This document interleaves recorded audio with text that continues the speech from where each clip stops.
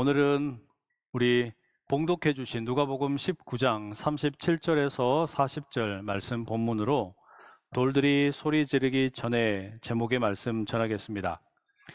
오늘은 종려주일입니다. 우리는 이날을 예수님께서 예루살렘에 입성하심을 기념하는 날로 기억하죠. 왕처럼 예루살렘으로 들어가시는 예수님을 향해서 많은 사람들이 종려나무 가지를 흔들면서 소리를 높였다. 그래서 우리가 종려주일이라고 부릅니다. 종려나무는 우리가 잘 알기로는 대추야자 나무입니다. 이스라엘을 비롯해서 중동 지역에서 흔히 볼 수 있는데 성지순례에 다녀오는 분들이 종종 구입하는 선물입니다. 아마 모르는 분들 계실 수도 있어서 사진을 준비했는데요. 아마 보신 적 있으실 겁니다. 근데 왜 여러분 이 종려나무 가지를 흔들었을까요? 이 종려나무의 가지가 쭉쭉 뻗어 있는 형태를 띠고 있는데, 그래서 영광, 아름다움, 기쁨 또는 승리, 이와 같은 것들을 상징한다고 합니다. 그래서 특히 전쟁 영웅들이 귀환할 때 이 종려나무 가지를 많이 사용했다라고 합니다. 예수님께서 예루살렘에 입성하실 때에도 아마 사람들은 그런 의미를 담아서 종려나무 가지를 이렇게 저렇게 흔들었던 것 같아요. 그리고 우리는 그 날을 기념하여 오늘을 종려주일이라고 부릅니다. 성경의 이해를 돕기 위해서 질문을 하나 드리겠는데요. 여러분 혹시 왕을 보신 적 있습니까? 아니면 왕의 행차를 보신 적은 있으세요? 대한민국은 왕정 국가가 아니기 때문에 왕을 볼 일도 없고 왕의 행렬을 볼 기회도 없습니다. 그래서 사진을 하나 준비했는데 영국의 찰스 3세가 대관식 장소로 이동하는 행렬입니다. 이 사진을 보면 지금도 왕이 어떤 존재인가 알 수가 있어요. 화려하고 멋있습니다. 황금으로 이 장식이 되어 있는 마차도 너무 멋있고, 마차를 끌고 가는 흰색 말은 다른 말들과 구분이 됩니다. 마차의 좌우에 호위하고 있는 군인들의 복장과 움직임도 절제되어 있습니다. 왕은 분명 특별한 존재입니다. 그런데 오늘 우리가 누가복음 19장에서 만나는 왕의 행렬 이야기는 조금 다릅니다. 특별히 다른 복음서들에는 왕 중에 왕이신 예수님께서 예루살렘에 입성하실 때 종려나무도 있고 아이들도 있고 호산나라는 외침도 있는데 누가복음에는 그와 같은 것들이 전혀 없습니다. 마태복음 21장 9절입니다. 앞에서 가고 뒤에서 따르는 무리가 소리 높여 이르되 호산나 다윗의 자손이여 찬송하리로다.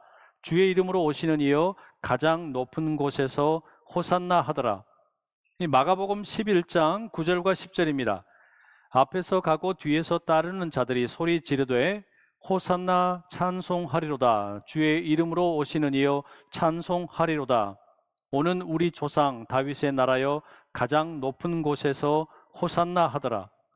요한복음 12장 13절입니다. 종려나무 가지를 가지고 맞으러 나가 외치되 호산나 찬송하리로다. 주의 이름으로 오시느니 곧 이스라엘의 왕이시여 하더라. 이처럼 여러분 다른 복음서들의 경우에는 예수님께서 예루살렘에 들어가실 때 종려나무도 흔들고 어린 아이들도 있고 호산나라고 하는 외침도 있었습니다. 그런데 누가복음에는 어린 아이도 없고 종려나무도 없고 호산나라고 하는 소리도 없습니다. 왜 누가복음은 이와 같은 것들을 기록하지 않았을까요? 이게 단순히 기록상의 차이이거나 오류가 아니라 누가복음이 담고 있는 메시지의 무게와 방향 때문입니다. 물론 누가복음 오늘 본문에 보면 찬송하리로다 주의 이름으로 오시는 왕이여와 같은 기쁨과 환호성의 소리도 있기는 있습니다. 다만 그 안에 감추어진 무게가 결코 가볍지 않습니다. 누가복음은 사실 우리에게 이렇게 말하는 것 같습니다. 이 이야기는 단순한 축제가 아니다. 이 행진은 십자가를 향한 걸음이다. 말하자면 왕이 예루살렘으로 들어가는데 왕의 왕관을 쓸어 가는 게 아니라 도리어 십자가에 달리기 위해서 예수님이 들어가고 계신다라는 겁니다. 십자가를 향한 걸음이 어떤 것인지 잘 보여주는 본문에 동물이 있습니다. 당나귀입니다. 예수님께서는 당나귀를 타고 예루살렘으로 들어가셨습니다. 구약 성경 스가랴 9장 9절은 예수님의 이와 같은 모습을 이미 예언을 하고 있었어요. 시온에 따라 크게 기뻐할지어다. 예루살렘에 따라 즐거이 부를지어다. 보라, 네 왕이 네게 임하시나니 그는 공의로우시며 구원을 베푸시며 겸손하여서 나귀를 타시나니 나귀의 작은 것 곧 나귀 새끼니라. 마태복음의 경우에는 스가랴 9장 9절의 말씀과 예수님의 예루살렘 입성을 아주 밀접하게 연결을 시켜줍니다. 반면에 누가복음의 본문은 그와 같은 연결을 의도적으로 드러내지 않습니다. 무언가를 숨기면서 더 깊은 메시지를 전하려고 하는 겁니다. 여러분, 당나귀를 보신 적 있으세요? 당나귀가 이렇게 생겼습니다. 가만 보면 다리도 좀 짧고 볼품이 없는 모습입니다. 사람들이 우러러보거나 좋아하는 그런 종류의 동물이 전혀 아닙니다. 쉽게 말하면 당나귀는 열등한 동물로 취급됩니다. 그런데 시인 니콜 브라운은 다르게 이야기합니다. 이 여인이 The Donkey Elegies, 당나귀 엘레지라는 시집을 썼습니다. 당나귀에 대해서, 그리고 주목받지 못하는 과소평가된 짐승들에 대해서 노래를 합니다. 이 책에서 시인은 한 마리의 당나귀를 묘사하면서 시작을 하는데 이렇습니다. 당나귀의 귀가 만개한 다알리아 꽃잎 하나처럼 말려있고 단단히 서 있지만 언제나 부드럽고 열려있다라고 표현합니다. 수천 년 동안 당나귀는 인간을 위해서 일해왔는데 이 당나귀들의 역사에 귀를 기울여 보라, 이 시인이 요청을 합니다. 이 시인의 기록에 의하면 1차 세계대전 당시에 약 8만 마리의 당나귀가 참호에 있었고 그들의 울음을 막기 위해서 성대를 잘랐다고 합니다. 그리고 2차 세계대전에서는 당나귀에게 낙하산을 달고 비행기에서 투하를 시키고 착지하자마자 다리가 부러지면 총살을 시켰답니다. 매우 비극적이고 충격적인 당나귀에 대한 역사입니다. 책의 중반부에 보면 수세기 동안 당나귀에게 부과되었던 고된 일들의 목록을 나열해 놓고 있습니다. 아주 흥미롭고 충격적인 역사의 장면들을 보고 있는데 이 시집에는 그 당나귀에 대해서 노래를 하면서 너의 등 위에서 on your back이라는 구절로 많은 시들을 시작합니다. 수많은 사람들과 물건들이 당나귀에 실렸던 역사를 펼치는데요. 등 위에 짊어진 것은 예수님만이 아니고 벽돌과 시신, 죽은 병사들의 무게, 마리아의 산통, 가난한 자의 짐, 인간의 죄와 역사의 아픔까지도 이 당나귀들이 짊어지고 걸어갔다라는 겁니다. 시인은 이처럼 온갖 잡일을 맡아 수고했던 당나귀의 지친 상태를 이렇게 묘사합니다. 네 등은 휘고 가운데가 꺾인다. 마치 견딜 수 없는 짐을 진 선반이 결국 갈라지듯이 척추가 드러난다. 과적된 수레는 뒤로 기울고 공중에 떠오른 축 늘어진 당나귀. 여러분, 가련한 동물들은 아무 말도 하지 못하고 살아가지만 또 그렇게 죽지만 그 등 위에는 세상의 고통과 역사의 비극이 얹혀 있었습니다. 그럼 여러분, 우리가 질문을 해야 돼요. 예루살렘에 들어가시기 위해서 당나귀를 타신 예수님, 당나귀의 새끼를 타고 들어가시는 예수님은 도대체 어떤 분입니까? 예수님이 당나귀를 타고 예루살렘에 들어가셨다라는 거, 예수님이 자기의 권세와 힘과 군대를 자랑하는 분이 아니라 도리어 당나귀의 짐에 얹혀져 있는 세상의 무거운 짐처럼 세상의 아픔을 짊어진 왕이었다라는 겁니다. 세상의 권력자들은 늠름하고 잘생긴 말을 타고 입성을 하지만 하나님의 아들이신 예수님은 볼품없는 당나귀를 타고 고난의 십자가를 향해서 나아가십니다. 그리고 그 길 끝에 이제 십자가에 달리게 될 겁니다. 오늘은 종려주일입니다. 우리는 종려주일을 흔드는 그 종려 가지와 함께 화려한 환호성으로 기억을 합니다. 하지만 예수님이 타신 당나귀 짐승은 고통의 상징이었습니다. 말이 아니라 당나귀입니다. 왕의 입성이 아니라 고난의 시작입니다. 누가복음은 이 당나귀를 마치 침묵 가운데 세상을 짊어지고 가는 창조 세계의 대표처럼 묘사하고 있습니다. 오늘은 종려주일입니다. 당나귀를 타고 예루살렘에 입성하신 예수님을 기억하는 날입니다. 왕이 되어서 자기 권력과 군대를 뽐내는 예수님이 아니라 세상에 수많은 아픔을 등에 짊어지고 예루살렘에 들어가시는 예수님을 기념하는 날입니다. 그게 종려주일의 의미입니다. 근데 그게 전부가 아니에요. 종려주일은 또 다른 의미가 있습니다. 예수님께서 당나귀를 타고 예루살렘으로 들어가실 때 사람들이 큰 목소리로 외쳤습니다. 누가복음 19장 38절 함께 읽어보겠습니다. 시작. 이르되 찬송하리로다 주의 이름으로 오시는 왕이여 하늘에는 평화요 가장 높은 곳에는 영광이로다 하니.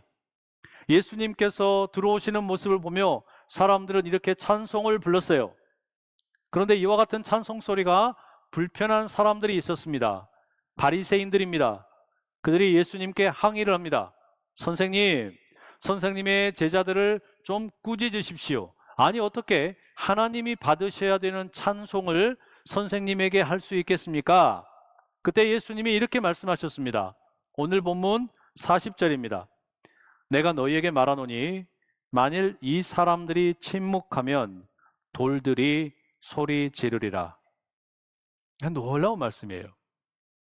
예수님은 자신을 찬양하는 제자들의 목소리가 사라지면 그 땅바닥에 뒹굴고 있는 돌들이 환호성을 지를 것이다 말씀을 하십니다. 볼품없는 돌들이 사람들 대신 예수님을 찬양할 것이다 라고 말씀하십니다. 그런데 여러분, 이 돌들이 외치는 소리는 우리가 흔히 상상하는 환호성과는 조금 다릅니다. 예수님께서 오늘 본문 바로 뒤에 보면 예루살렘에 들어가시고 예루살렘의 상태를 보시고 눈물을 흘리시면서 이렇게 말씀하십니다. 오늘 너도 평화에 이르게 하는 일을 알았더라면 좋을 터인데 그러나 지금 너는 그 일을 보지 못하는구나. 그 날들이 너에게 닥치리니 너의 원수들이 토성을 쌓고 너를 에워싸고 너를 사면에서 죄어들어서 너와 네 안에 있는 네 자녀들을 짓밟고 네 안에 돌 한 개도 다른 돌 위에 얹혀 있지 못하게 할 것이다. 누가복음 19장 42절에서 44절 세번역 성경입니다. 돌들이 외치는 소리는 승리의 함성이 아니라 하나님의 슬픔입니다. 예루살렘의 상태를 보고 하나님께서 슬퍼하십니다. 하나님의 백성이 평화의 길을 거절하고 하나님의 길을 거절하고 세상 가운데 침묵하고 하나님의 공의를 실천하지 않으니까 너무 슬퍼하십니다. 그 모습을 보고 돌들이 소리 지릅니다. 돌들이 울부짖는 겁니다. 돌 위에 돌 하나도 남임이 없을 정도로 예루살렘이 황폐하게 될 것이다. 돌들이 소리 지르리라.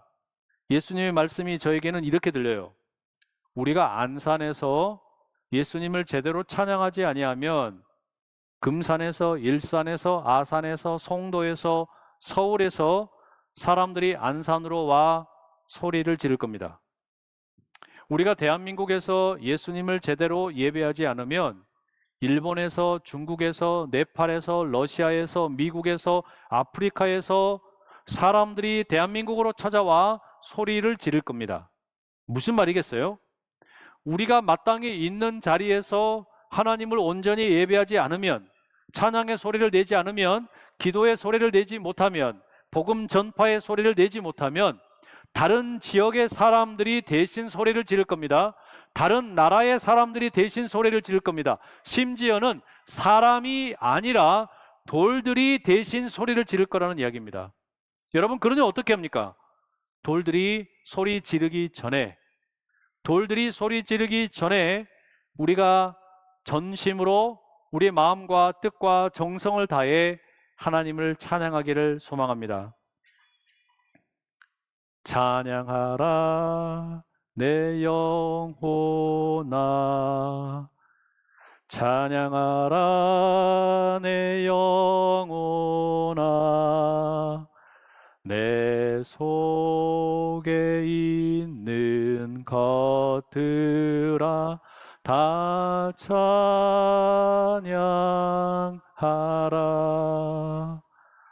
기뻐하라 내 영혼아, 기뻐하라 내 영혼아, 내 속에 있는 것들아 다 기뻐하라. 감사하라 내 영혼아, 감사하라 내 영혼아, 내 속에 있는 것들아 다 감사하라. 저를 보지 말고 찬양하세요. 송축하라 내 영혼아, 송축하라 내 영혼아, 내 속에 있는 것들아 다 송축하라.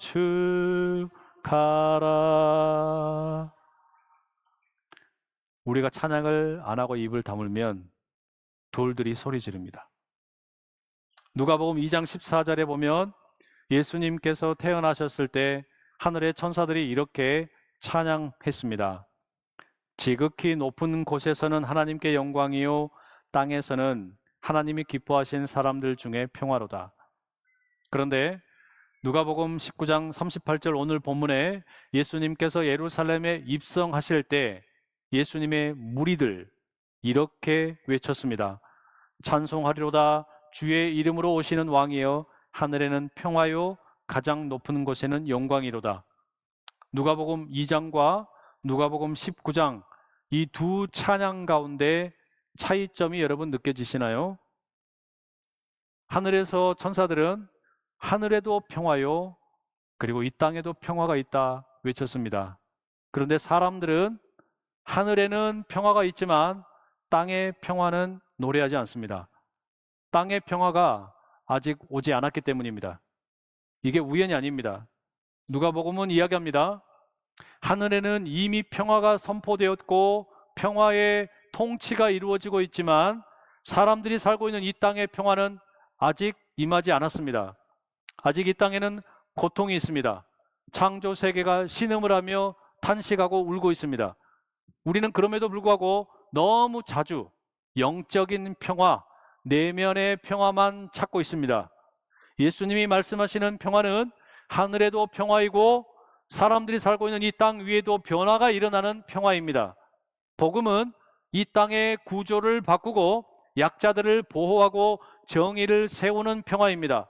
예수님의 왕권은 이 세상의 통치를 정당화하는 것이 아니라 잘못된 통치를 갈아엎어버리는 뒤엎는 평화입니다. 이것은 우리에게 주어진 사명이자 부르심이기도 합니다. 언제 전쟁이 일어나도 전혀 이상할 것이 없는 한반도, 남한과 북한이 대립하고 있습니다. 정치적인 대립이 극에 달한 대한민국의 정치입니다. 사회 양극화로 백성들이 나누어진 그런 사회입니다. 그럼에도 하나님께서는 이 땅을 포기하지 않으십니다. 평화가 사라진 예루살렘에 들어가셔서 참된 평화를 선물하셨던 예수님이 지금 우리가 살고 있는 이 땅에도 찾아오셔서 하늘에만 평화가 있는 게 아니라 우리가 살고 있는 이 땅에도 평화가 있다 선포하고 계시는 겁니다. 이게 종려주일의 참된 의미입니다. 그래서 여러분, 우리에겐 질문이 있어요. 거룩한 왕이신 예수님께서 이끌고 가시는 평화의 길이 어디에 있는가? 그리고 우리는 지금 어떤 길을 걷고 있는가 생각해야 합니다. 왜 창조 세계가 몸살을 앓고 있을까?